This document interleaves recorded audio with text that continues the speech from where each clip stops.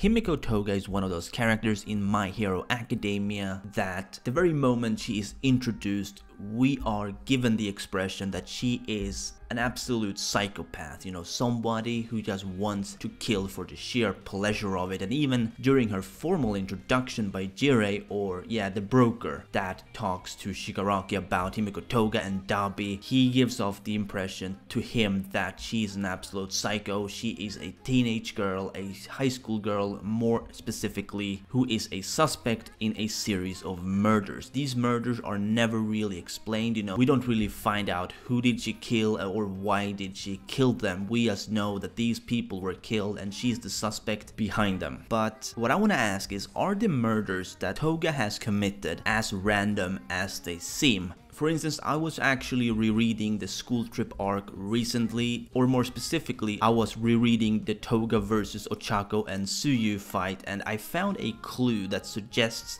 that Toga isn't actually interested in killing other girls, or at least not other girls of her own age. I specifically went back to this fight because I wanted to find out, you know, why did she not kill Cammy back at the provisional licensed hero exam, because we found out that Toga was in fact participating as Cammy, you know, in her picture, meaning she had taken Cammy's blood. But in the recent arc, or rather the recent chapters, we actually learned that Cammy was alive. I mean, she wasn't thought out to be alive because it wouldn't really have made any sense given Toga's persona. We thought that, you know, when Toga attacks somebody, they die, at least they bleed out. But the wound that Cammy was given must have been so small that it would never have caused her to bleed out, because simply put, Cammy is alive, she's well, and the situation isn't really described as something that would be as life-threatening as the other victims that Toga has had. Like we know in the past, like I said, she's a suspect in a series of murders where the victims have all bled out, meaning she didn't really kill them on the spot, but they bled out eventually. However, this did not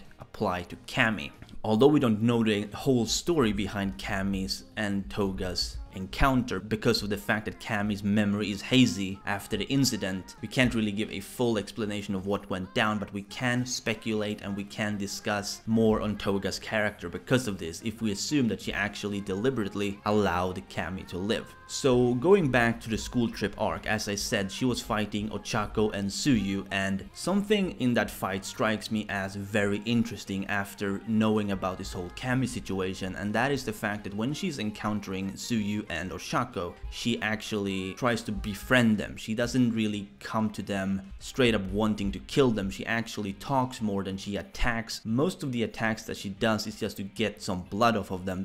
There's no real indication that she's actually trying to kill them. This is something that we learn from the very beginning of their encounter. However, during the encounter, later on, when Tsuyu is put up to a tree, this is when things get really interesting, and when Ochako eventually uses her martial arts skills as taught by Gunhead to restrain Toga on the ground. We hear a very interesting piece of dialogue from Toga, and I'm gonna read this out to you. This may differ depending on the translation, of course, but they're talking about love essentially, and Toga says this to Ochako: "What's your type? Me, I love guys who are beat raw. Oh, that blood smell. That's why I always mangle them at the end." Isn't it fantastic fun, Ochako dear? Now this is the interesting part, because she is talking about guys that she falls in love with, of course, and the fact that these are the people that she wants to mangle, as she calls it. And we see an image of Stain in the same panel, which is kind of suggesting even more that this is referring to people that she loves specifically, not just anyone. Of course, nowadays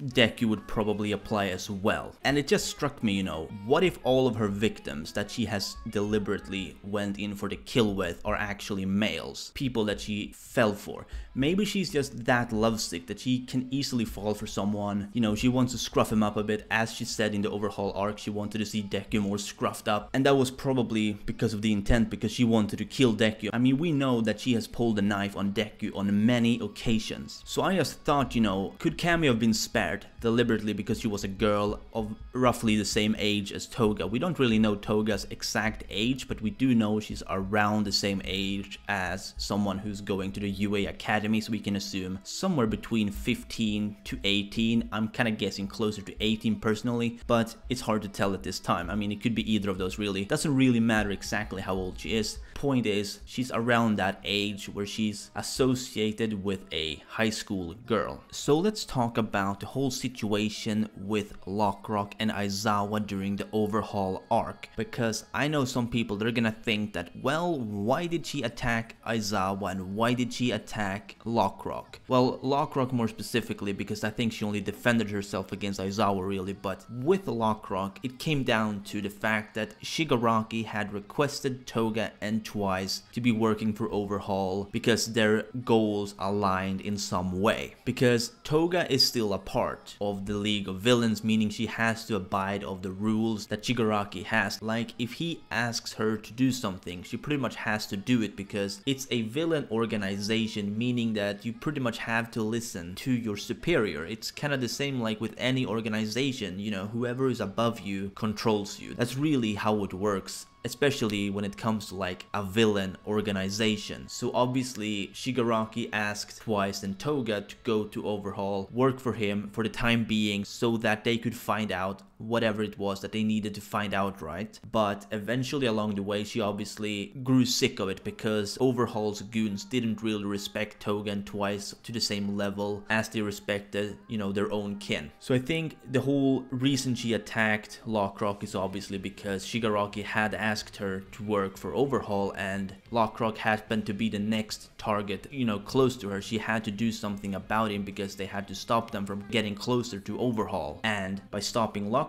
she could temporarily halt at least some of them. Obviously they couldn't really halt them all together, I suppose, but to some extent I think Toga slowed the heroes down so that, you know, overhaul could get further in. Obviously Toga didn't really know that Mirio was encountering overhaul at this time, so at the end of the day it didn't really matter too much, but still, you know, every little counts, I suppose. And then, like I said, with Aizawa, she pretty much defended herself because Aizawa and Deku then found Lockrock right after Toga had copied the body. And I mean, it's not really that big of a mystery why she would then go on to attack Deku, because like I said, she has this obsession with Deku, meaning that she's definitely going to be going for him the moment she gets close enough. Even though Aizawa was nearby, you know, she didn't really give a fuck. She just went straight for Deku, having absolutely no care in the world for what Aizawa could have done to her. But even then, we did see some pretty intense action between Toga and Aizawa, suggesting that Aizawa, while he's probably stronger than Toga, I'm not gonna lie, I'm not gonna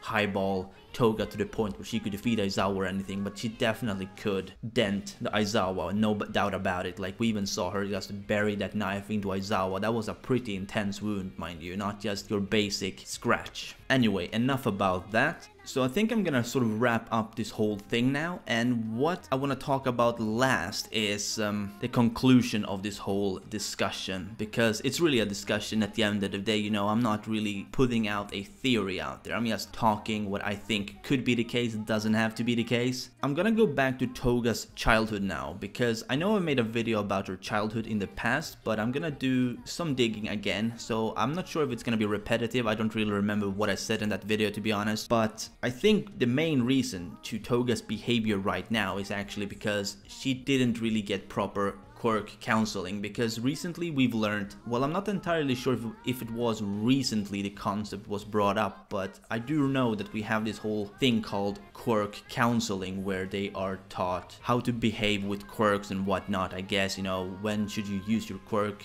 and when shouldn't you, because there are situations, you know, because quirks are basically a part of everybody's life in the world of My Hero Academia, meaning they have to use their quirks with moderation. They can't just use them however they want, because if they did, it would probably end up being chaos in the world, because if everybody just used their quirks willingly, you know. Yeah, let's not go into that. That's a video for another day. So I think that's the whole reason behind Toga's psychotic behavior. She's basically become so addicted to her own quirk, and it's sort of mishmashed with her romance problems. You know, she's just that lovesick that she would go so far as to become her lover, because her quirk actually allows her to do that. You know, if she drinks their blood, she'll literally become them. And obviously, if she's gonna do that, she's probably gonna kill them, because why not? I guess that's just how Toga rolls. I mean, again, we don't really know the extent of her character.